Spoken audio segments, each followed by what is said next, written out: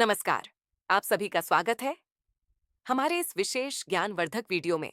आज हम बात करने जा रहे हैं प्राचीन भारतीय शास्त्रों में वर्णित सहवास के नियमों की, जिनका पालन करके न केवल एक सुखी दाम्पत्य जीवन जिया जा सकता है, बल्कि संस्कार युक्त दीर्घायु और गुणवान संतान की प्राप्ति भी संभव है। हमारे ऋषियों और आचार्यों ने केवल भौतिक सुख के लिए नहीं, बल्कि आध्यात्मिक और मानसिक संतुलन के लिए भी सहवास को एक महत्वपूर्ण साधना माना है।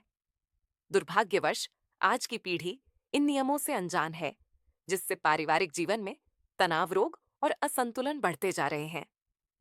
प्राचीन नियमों के अनुसार सहवास से वंश वृद्धि, मैत्री, लाभ, साहचर्य, सुख, मानसिक रूप से परिपक्वता, दीर्घायु, शारीरिक और मानसिक स्वास्थ्य सुख की प्राप्ति हासिल की जा सकती है। यदि व्यक्ति नियमों में बंध कर सहवास करता है, तो वह संस्कारी होकर आपदाओं से बचा रहता है। पशुवत सहवास से वह अपना जीवन नष्ट कर लेता है। पुरातन काल में दंपति आज की तरह हर रात्रि को नहीं मिलते थे। उनका सहवास सिर्फ संतान प्राप्ति के उद्देश्य के लिए होता था। शुभ दिन और शुभ मुहूर्त के संभोग से वे योग्य संतान प्राप्त कर लेते थे। वर्तमान काल में युवा पीढ़ी उद्दंड और अनुशासनहीन है। पति और पत्नी के बीच सहवास भी रिश्तों को मजबूत बनाए रखने का एक आधार होता है, बशर्ते कि उसमें प्रेम हो, काम वासना नहीं। हालांकि वर्तमान में ऐसा नहीं होता। इसका कारण है सहवास के प्राचीन नियमों की समझ का नहीं होना। आधुनिक युग में संस्कार तो समाप्त हो ही गए हैं, साथ ही व्यक्ति स्वार्थी अधिक हो चला है। इस वीडियो में हम जानेंगे 12 ऐसे नियम जो सहवास को एक संस्कार, अनुशासन और आत्मिक समर्पण की क्रिया बनाते हैं, न कि केवल वासना का साधन। यदि आप एक सद्गुणी संतान, स्थिर विवाह और आध्यात्मिक उन्नति की कामना करते हैं, तो यह वीडियो आपके लिए अत्यंत उपयोगी है। आइए शास्त्र सम्मत मार्ग पर चलकर अपने जीवन को सुख शांति। पहला नियम, हमारे शरीर में 5 प्रकार की वायु रहती है। इनका नाम है व्यान, समान, अपान, उदान और प्राणुक्त। 5 में से एक अपान वायु का कार्यमल मूत्र, शुक्र, गर्भ और आर्तव को बाहर निकालना है। इसमें जो शुक्र है वही वीर्य है, अर्थात ये वायु संभोग से संबंध रखती है। जब इस वायु की गति में फर्क आता है या ये किसी भी प्रकार से दूषित हो जाती है, तो मूत्राशय और गुदा संबंधी रोग उत्पन्न होते हैं। इससे संभोग की शक्ति पर भी असर पड़ता है। अपान वायु माहवारी, प्रजनन और यहां तक कि संभोग को भी नियंत्रित करने का कारक है। अतः इस वायु को शुद्ध और गतिशील बनाए रखने के लिए आपको अपने उदर को सही रखना होगा और सही समय पर शौचादि से निवृत्त होना होगा।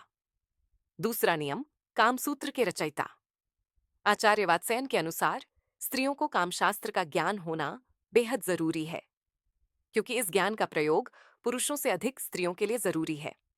हालांकि दोनों को ही इसका भरपूर ज्ञान हो, तभी अच्छे सुख की प्राप्ति होती है। वात्सन के अनुसार स्त्री को विवाह से पहले पिता के घर में और विवाह के पश्चात पति की अनुमति से काम की शिक्षा लेनी चाहिए। वात्स्यायन का मत है कि स्त्रियों को बिस्तर पर गणिका की तरह व्यवहार करना चाहिए।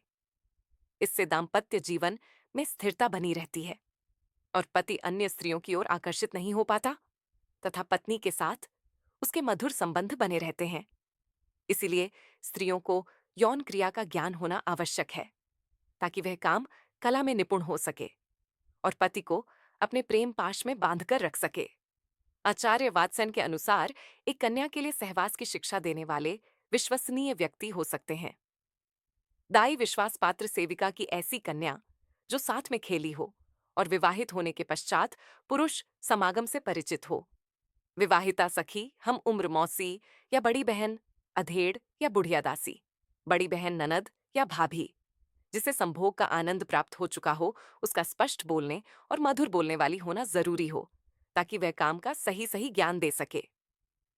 तीसरा नियम, शास्त्रों के अनुसार कुछ ऐसे दिन भी हैं जिस दिन पति को किसी भी रूप में शारीरिक संबंध स्थापित नहीं करने चाहिए, जैसे अमावस्या, पूर्णिमा, चतुर्थी, अष्टमी, रविवार, संक्रांति, संध्याकाल, श्राद्ध पक्ष, नवरात्रि, श्रावण मास और ऋतुकाल आदि में स्त्री और पुरुष को एक दूसरे से दूर ही रहना चाहिए।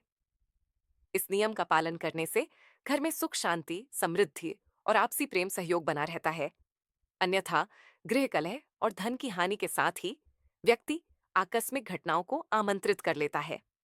चौथा नियम, रात्रि का पहला प्रहर रतिक्रिया के लिए उचित समय है।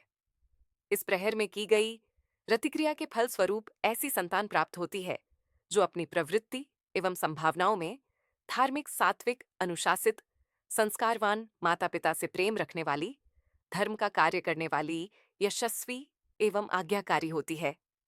शिव का आशीर्वाद प्राप्त ऐसी संतान की लंबी आयु एवं भाग्य प्रबल होता है। प्रथम प्रहर के बाद राक्षसगण पृथ्वी लोक के भ्रमण पर निकलते हैं। उसी दौरान जो रतिक्रिया की गई हो, उससे उत्पन्न होने वाली संतान में राक्षसों के ही समान गुण आने की प्रबल आशंका होती है। पहले प्रहर के बाद रतिक्रिया इसलिए भी अशुभकारी है क्योंकि ऐसा करने से शरीर को कई रोग घेर लेते हैं। व्यक्ति अनिद्रा, मानसिक क्लेश, थकान का शिकार हो सकता है एवं माना जाता है कि भाग्य भी उससे रूठ जाता है। पांचवा नियम, यदि कोई संतान के रूप में पुत्रियों के बाद पुत्र चाहता है तो उसे महर्षि वात्स्ययन द्वारा प्रकट किए गए प्राचीन नियमों को समझना चाहिए। इस नियम के अनुसार स्त्री को हमेशा अपने पति के बाईं ओर सोना चाहिए। कुछ देर बाईं करवट लेटने से दायां स्वर और दाहिनी करवट लेटने से बायां स्वर चालू हो जाता है। ऐसे में दाईं ओर लेटने से पुरुष का दायां स्वर चलने लगेगा और बाईं ओर लेटी हुई स्त्री का बायां स्वर चलने लगता है। जब ऐसा होने लगे तब संभोग करना चाहिए। इस स्थिति में गर्भ धान हो जाता है। छठा नियम, आयुर्वेद के अनुसार स्त्री के मासिक धर्म के दौरान अथवा किसी रोग संक्रमण होने पर सहवास नहीं करना चाहिए। यदि आप खुद को संक्रमण या जीवाणु से बचाना चाहते हैं तो सहवास के पहले और बाद में कुछ स्वच्छता नियमों का पालन करना चाहिए। जननांगों पर किसी भी तरह का घाव या दाने हो तो सहवास ना करें। सहवास से पहले शौच आदि से निवृत्त हो लें। सहवास के बाद जननांगों को अच्छे से साफ करें या स्नान करें। प्राचीन काल में सहवास से पहले और बाद में स्नान किए जाने का नियम था। सातवां नियम, मित्रवत व्यवहार न होने पर, काम की इच्छा न होने पर, रोग या शोक होने पर भी संभोग नहीं करना चाहिए। इसका मतलब यह है कि यदि आपकी पत्नी या पति की इच्छा नहीं है किसी दिन व्यवहार मित्रवत नहीं, मन उदास या खिन्न है, तो ऐसी स्थिति में यह कार्य नहीं करना चाहिए। यदि मन में या घर में किसी भी प्रकार का शोक हो तब भी संभोग नहीं करना चाहिए। मन स्थिति अच्छी हो तभी करना चाहिए। आठवां नियम, पवित्र माने जाने वाले वृक्षों के नीचे, सार्वजनिक स्थानों, चौराहों, उद्यान, श्मशान घाट, वधस्थल, चिकित्सालय, औषधालय, मंदिर, ब्राह्मण, गुरु और अध्यापक के निवास स्थान में सहवास करने की मनाही है। यदि कोई व्यक्ति ऐसा करता है तो उसको इसका परिणाम भी भुगतना ही होता है। नवा नियम, दुष्चरित्र, अशिष्ट व्यवहार करने वाली तथा अकुलीन परस्त्री या परपुरुष के साथ सहवास नहीं करना चाहिए। अर्थात व्यक्ति को अपनी पत्नी या स्त्री को अपने पति के साथ ही सहवास करना चाहिए। नियम विरुद्ध जो ऐसा कार्य करता है वह बाद में जीवन के किसी भी मोड़ पर पछताता है। उसके अनैतिक कृत्य को देखने वाला ऊपर बैठा है दवा। नियम, गर्भकाल के दौरान दंपति को सहवास नहीं करना चाहिए। गर्भकाल में संभोगरत होते हैं तो भावी संतान के अपंग और रोगी पैदा होने का खतरा बना रहता है। हालांकि कुछ शास्त्रों के अनुसार 2 या 3 माह तक सहवास किए जाने का उल्लेख मिलता है, लेकिन गर्भ ठहरने के बाद सहवास नहीं किया जाए तो ही उचित है।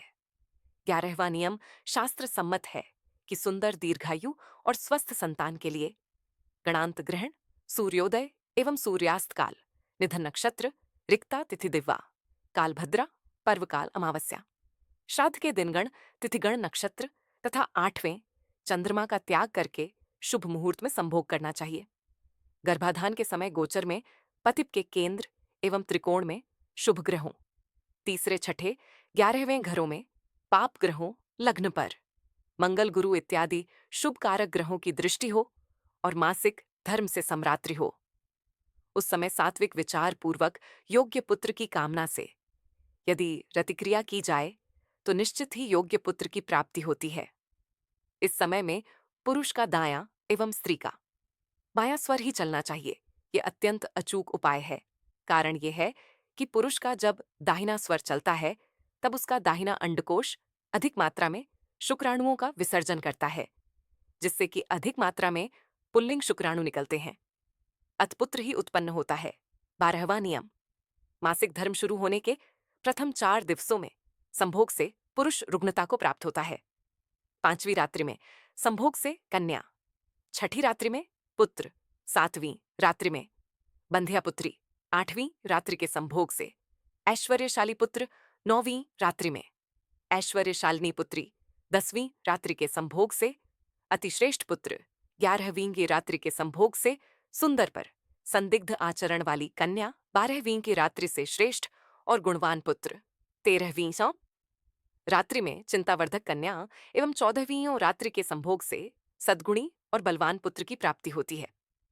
15वीं रात्रि के संभोग से लक्ष्मी स्वरूपा पुत्री और 16वीं रात्रि के संभोग से गर्भाधान होने पर सर्वज्ञ पुत्र संतान की प्राप्ति होती है। इसके बाद कि अक्सर गर्भ नहीं ठहरता। तो मित्रों, जैसा कि आपने देखा, हमारे प्राचीन ग्रंथों और ऋषियों की परंपरा में सहवास केवल एक शारीरिक प्रक्रिया नहीं, बल्कि एक धार्मिक कर्तव्य, मानसिक संतुलन और संतानोत्पत्ति की श्रेष्ठ प्रक्रिया मानी गई है। इन 12 नियमों का पालन केवल स्वस्थ शरीर और संस्कारवान संतान के लिए ही नहीं, बल्कि सुखी वैवाहिक जीवन, आपसी प्रेम और धर्म सम्मत जीवन के लिए भी अनिवार्य है। आज का युग चाहे जितना भी आधुनिक क्यों ना हो, जीवन का संतुलन तभी संभव है जब हम पुरातन ज्ञान से सीख लेकर उसे अपने जीवन में अपनाएं। वासना नहीं, प्रेम और मर्यादा ही दाम्पत्य जीवन की नींव है। आइए हम सब इस पवित्र ज्ञान को अपने जीवन में उतारें और भावी पीढ़ी को भी संस्कारों और अनुशासन की सौगात दें। चैनल को सब्सक्राइब करके बेल आइकन को प्रेस करें।